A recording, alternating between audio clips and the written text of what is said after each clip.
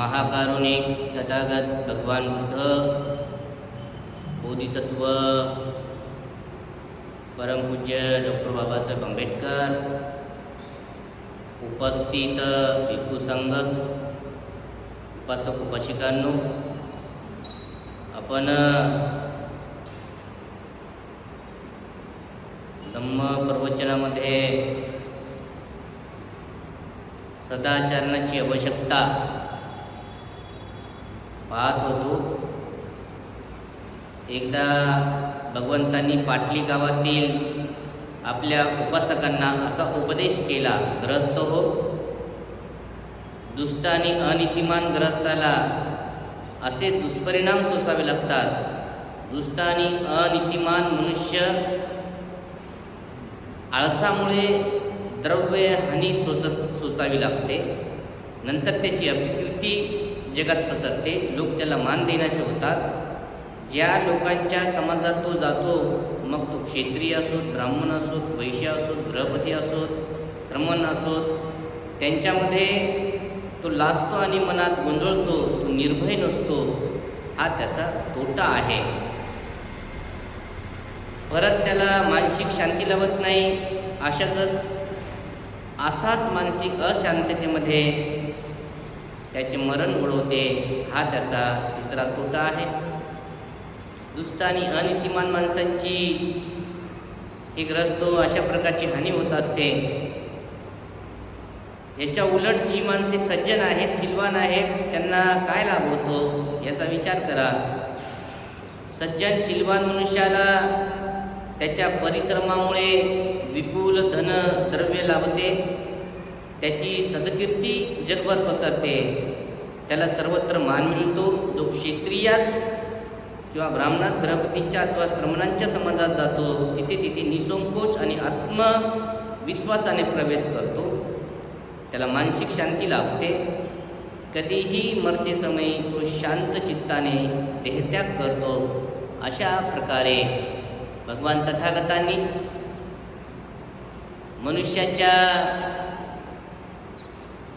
मनुष्याला होणारे जे काही लाभ आहेत त्याबद्दल बुद्ध उपदेश देऊ लागलेले आहेत. त्याही पुढे बुद्ध म्हणतात, मूर्ख मनुष्याला तो मूर्खपणाने जे पाप करीत असतो त्यातील मूर्खपणा कळत नाही.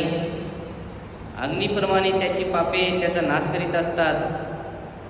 जो कोणी द्रव्यरूपी निष्पाप अशा प्राण्याला दुःख देतो, त्याच्या वाट्याला मान आपदा, मानसिक अशांती, अपतेष्टांचा वियोग आणि धन द्रव्य हानी अशा प्रकारे अशी हानी होत असते.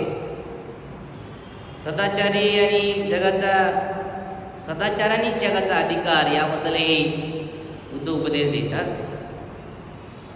एके समयी भगवान खारींना जिथे दाणे खायला घाली त्या राजगृहातील वेळूवनामध्ये निवास करीत होते. त्यावेळी स्थवी सारिपुत्त एका मोठ्या भिक्खू संघासह दक्षिणा पहाडामध्ये चारिका करीत होते.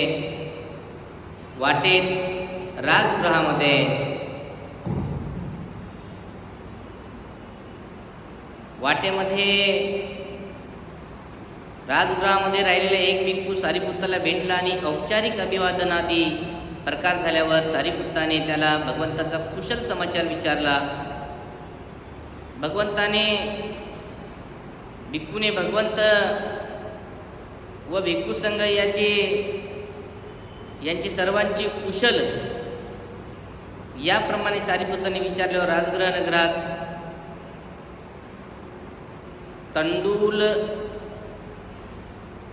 तंडुलपाल दारपालाशी राहणाऱ्या धनंजनी ब्राह्मणाचा कुशल समाचार सांगितला. पुढे सारिपुत्ताने त्याला विचारले की ब्राह्मण धनंजनी अमादपूर्वक वागतो का? भिक्खूने उत्तर दिले, धनंजनी कसला अमादपूर्वक राहू शकणार? तो राजाचा उपयोग ब्राह्मण आणि ग्रस्त यांना नागवण्यासाठी आणि ब्राह्मण आणि ग्रस्त यांच्या उपयोग राजाला लुबाडण्यासाठी करतो. सुशील कुळातून आलेली त्याची सुशील पत्नीही मरण पावलेली आहे आणि त्याने अलीकडे दुसरी पत्नी केली आहे आणि ती सुशील कुळातली नाही, स्वतःही सुशील नाही. यावर सारीपुत्ताने बोलले, धनंजनीची प्रमादशीलता ही फार वाईट वार्ता आहे, फार वाईट. एखाद्या वेळी एखाद्या ठिकाणी तो मला भेटेल त्यावेळी मी त्याला यासंबंधी विचारेन. दक्षिण पहाडातील आपला वास पुरा केल्यानंतर सारीपुत्ताने आपली चारिका पुढे चालू केली आणि राजगृहाला आला आणि तिथे निळवणात वस्ती केली. सकाळी वस्त्र परिधान करून भिक्षापत्र हाती घेऊन राजगृहामध्ये भिक्षासाठी गेल्यानंतर त्यावेळी धनंजनी हा त्याच्या गाईचे दूध ज्या पूर्णात काढले जात होते तिथे देखरेख करण्यासाठी गेला होता. सारीपुत्त अशा पद्धतीने राजगृहामध्ये आल्याच्या नंतर धनंजनी ब्राह्मण ज्या ठिकाणी गाईचं पुरण होतं, ज्या ठिकाणी दूध काढलं जात होतं तिथे हा धनंजनी ब्राह्मण तिथे होता आणि तिथे देखरेख करण्यासाठी गेला होता. भिक्षा संपवून परत आल्यावर सारीपुत्ताने भोजन केले आणि नंतर धनंजनीला गाठले. त्यांना येत असलेले पाहून ब्राह्मण भेटायला पुढे गेला आणि म्हणाला, भोजनापूर्वी आपण दुग्धपान करूया. सारीपुत्ताने उत्तर दिले, नको ब्राह्मणा, माझे जेवण झालेले आहे आणि दुपारच्या वेळी मी एका झाडाखाली विश्रांती घेणार आहे, तूच तिथे ये. धनंजनीने ते मान्य केले आणि आपल्या भोजनानंतर तो सारीपुत्ताला भेटायला गेला. सारीपुत्ताला अभिवादन करून तो एका बाजूला बसला. सारीपुत्ताने त्याला विचारले, सदाचरणासंबंधीचा तुझा उत्साह आणि कळकळ कमी झाली ना? तो ब्राह्मण म्हणाला, ती कशी काय राहणार, कारण मला आता माझे आईबाप, पत्नी, कुटुंब, दास, कामकरी यांचे पालनपोषण करायचे असते. याशिवाय ओळखीचे लोक, मित्र, आप्त, इष्ट, पाहुणे, अतिथी यांनाही पाहुणचार करायचा असतो. माझ्या मृत पूर्वजांचे श्राद्धही करायचे असते.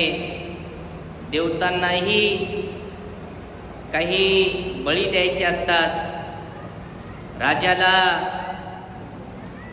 कारभार चुकवायचा असतो आणि उपरांत मला स्वतःसाठी मांस आणि पेयाची तरतूदही करायची असते. तेव्हा सारीपुत्ताने विचारले, धनंजनी, तुला असे वाटते काय की एखाद्या माणसाने आपल्या आईबापासाठी सदाचरण आणि न्याय यांना सोडून वर्तन केले पाहिजे आणि ह्यासंबंधी त्याला जाब विचारला असता तो अशी सबब सांगू शकेल काय की मी माझ्या आईबापासाठी हे सर्व केले, त्यांच्यासाठी सदाचार आणि न्याय यांचे उल्लंघन केले म्हणून मला शिक्षा करू नका. तेव्हा धनंजनी म्हणाला, असा काहीही सबब दिल्या तरी दैवीचा कारावास चुकणार नाही. सारीपुत्र तो स्वतः किंवा त्याची पत्नी, कुटुंब त्याच्यासाठी असे समर्थन करू लागले की त्याने केलेले न्याय आणि सदाचारांचे हे उल्लंघन आमच्यासाठी केले तर त्याचा काही उपयोग होईल काय? तेव्हा धनंजयने म्हणाला, नाही. सारीपुत्र त्याचे दास म्हणू लागले की हे सर्व त्यांनी आमच्यासाठी केले तर त्याचा काही उपयोग होईल काय? धनंजयनी, नाही, तीळ मात्र उपयोग होणार नाही. सारीपुत्र किंवा त्याचे मित्र आणि ओळखीपाळखीचे लोक त्याचे समर्थन करू लागले आणि त्याचा उपयोग काही होईल काय? धनंजयनी म्हणाला, नाही, तीळ मात्र उपयोग होणार नाही. किंवा त्याचे अप्तेष्ट किंवा अतिथी त्याचे समर्थन करू लागले तर त्याचा काही उपयोग होईल काय? तीळ मात्र नाही. किंवा जर त्याचे भूत पितर देवतासाठी किंवा राजा त्याने केलेले जे काही असे समर्थन असे काही करू लागले त्याचा काही उपयोग होईल काय? नाही, तीळ मात्रही उपयोग होणार नाही. तो किंवा इतर लोक त्याने केलेले सदाचाराचे आणि न्यायाचे उल्लंघन हे सर्व आम्हाला अन्न आणि पेय मिळवून देण्यापायी केले असे समर्थन करू लागले तर त्याचा काही उपयोग होईल काय नाही. सारीपुत्त पुढे म्हणाले, जो आपल्या आईबापासाठी न्याय आणि सदाचाराचे उल्लंघन करतो आणि जो कसलीही वेळ आली तरी न्याय आणि सदाचाराचा मार्ग सोडत नाही, यापैकी धनंजयने कोणता मनुष्य अधिक चांगला? धनंजयने उत्तर दिले, दुसऱ्या प्रकारचा, कारण न्याय आणि सदाचरणाने वागणे हे अर्थात आपल्या उल्लंघनापेक्षा श्रेयस्कर आहे. अशा पद्धतीने सारीपुत्त आणि धनंजयनी नावाचा एक ब्राह्मण होता आणि त्या ब्राह्मणाला सांगितलं की तो म्हणे, मी हे सर्व माझे आईबाप नोकर चाकर यांना सांभाळ करण्यासाठी मला सदाचरण किंवा शील समाधी प्रज्ञा या मार्गावर अरूढ राहता येत नाही किंवा सदाचरण करता येत नाही. सारीपुत्तांनी विचारलं, सदाचरणाचा मार्ग आप्तेष्ट, आई वडील आप्तेष्ट किंवा दुसरे ज्ञातिगण त्यांच्यासाठी सदाचरण सोडून जर दुराचरण जर पत्कारलं आणि आपल्या ज्ञातिगणांसाठी एखादा व्यक्ती जर दुराचारी होईल, सदाचरण सोडून देईल, तर त्याच्या मरताना त्याला सुगतीला त्याचे आई वडील त्याचे नातलग हे कोणी नेऊ शकणार नाहीत. कारण त्याने केलेलं कुशल कर्म, त्यानं केलेलं सत्कर्म, त्यानं केलेलं पुण्यकर्म हेच त्याला सदाचार करत करत त्याला सुगतीला घेऊन जाऊ शकते. अशा प्रकारे भगवान तथागतांचा उपदेश सारीपुत्ताने ग्रहण केल्यामुळे सारीपुत्ताने धनंजयनी ब्राह्मणाला हा उपदेश सांगितला, तू तुझा सदाचरणाचा मार्ग तुझ्या कोणत्या नातलगामुळे तू सोडून दुराचरणाचा मार्ग पकडू नको. तुझ्या नातलगांचं भरणपोषण करत करत, तुझ्या आप्तेष्टांचं भरणपोषण करत करत तू सदाचाराचा मार्ग नीट जपत राहा. आपल्या आईबापांचे पालनपोषण करण्याचे आणि न्याय आणि सदाचरणाचे असे दुसरे मार्ग आहेत, त्यासाठी दुष्कृत्य करण्याची आवश्यकता नाही. आणि हे मार्ग पत्नी, कुटुंब किंवा इतर सर्वांच्या पालनपोषणाला मोकळे नाहीत का? धनंजयनीने उत्तर दिले, सारीपुत्ताने मार्ग मोकळे आहेत असं सांगितलं. यानंतर सारीपुत्ताच्या ह्या भाषणाचे, सारीपुत्ताच्या प्रवचनाचे प्रसन्न मनाने धनंजयनी ब्राह्मणाने आभार मानले आणि होय, आता मी माझ्या नातलगासाठी, आईवडील असोत, नातलग असोत, कोणते ज्ञातिगण असोत, त्यांचे कोणतेही कामं असले तरी मी माझा सदाचाराचा मार्ग सोडणार नाही, त्या मार्गावर अरूढ राहील. अशा प्रकारे भगवान सारीपुत्ताला सांगितलं. सदाचरणात पूर्णता कशी साधता येईल हा एक मुद्दा. सदाचरणामध्ये पूर्णता साधण्यासाठी काय केलं पाहिजे? सदाचरण. सदाचरण म्हणजे काय आणि त्याच्यामध्ये पूर्णता कशी साधायची, या सर्व गोष्टी श्रावस्ती येथील जेतवनात भगवान वास करीत असताना त्यांच्याकडे 500 उपासक आले. त्यामध्ये प्रमुख धम्मिक नावाचा एक उपासक होता आणि धम्मिकाने भगवंताला विचारले, कोणत्या तत्वाच्या परिपालनाने आपल्या अनुयायांना सदाचरणामध्ये पूर्णता साधता येते? भगवान, कोणत्या तत्वाचं परिपालन केलं पाहिजे? आम्ही कोणत्या तत्वाला आम्ही पालन केलं पाहिजे की आम्हाला ग्रहस्थांना आमच्या जीवनामध्ये परिपूर्णता साधता येईल? तेव्हा मी आपल्याला हा प्रश्न विचारित आहे. याचे कारण माणसाचे कल्याण कशात आहे हे ठरवण्यात आपल्यासारखा दुसरा कोणीही जगामध्ये नाही. भगवान तो धम्मिक पुढे येऊन भगवान तथागतांना म्हणू लागला की आपल्यासारखा या जगामध्ये दुसरं कोणीही नाही. मनुष्याचं कल्याण कशामध्ये आहे? हे सांगण्या योग्य तिचं दुसरं कोणीही नाही. सुशिक्षित जैन परिवारजक यांनाही आपले मतखंडनात यश आले नाही. वयोवृद्ध सुशिक्षित ब्राह्मण यांनाही आपले मतखंडन करण्यामध्ये फार हौस. त्या सर्वांनी आपल्या विमोचक सिद्धांतच मान्य केला. आपला विमोचक सिद्धांत समजायला कठीण असला तरी तो आपण इतका सुलभ करून दाखवता की तो ऐकण्यासाठी सर्व उत्सुक असतात. भगवान, म्हणून माझ्या प्रश्नाचे उत्तर द्या. ही दैवी विद्या आपल्या मुखातून आम्हास उपासकांना ऐकू द्या. उपासकांच्या संबंधीने, उपासकांच्या करुणेने भगवंताने उत्तर दिले तर ऐका. मग उपासकांनो, भगवान म्हणाले आपल्याला शुद्धाचरणी तत्वे सांगत आहे, ती ऐकावी आणि तदनुसार वर्तन करावे. मनुष्यातर कोणत्याही प्रकारची हत्या करू नका, कुणालाही देहांत शिक्षा करू नका, हिंसेला अनुमती देऊ नका, कोणत्याही प्रकारच्या जीवाला, मग तो सबल असो अथवा दुर्बल असो, त्याला दुःख देऊ नका. भगवान तथागतांनी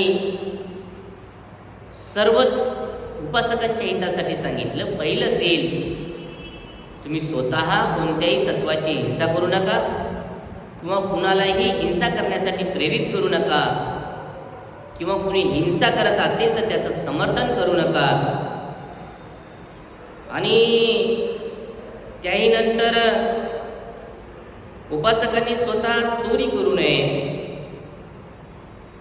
दुसऱ्याला चोरी करण्याची परवानगी देऊ नये अथवा चोरीला संमती देऊ नये. कोणी चोरी करीत असेल तर त्याचं समर्थन करू नये.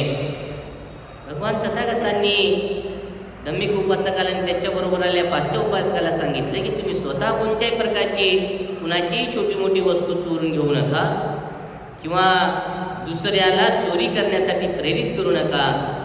कोणी चोरी करीत असेल तर त्याचं समर्थनही करू नका. जे स्वेच्छेने दिले जाते तेवढेच घ्यावे. जे तुम्हाला कोणी स्वेच्छेने काही देईल ते तेवढेच घ्या. आणि अब्रह्मचर्य जणू काय अग्नीची गर्ता आहे असे समजून त्याचा त्याग करावा. ब्रह्मचर्य साधत नसेल तर निदान विवाहित परस्त्रीशी समागम करू नये. अशा पद्धतीने उपासक उपासिकांनी सातत्याने ब्रह्मचर्याचं पालन केलं पाहिजे. सभा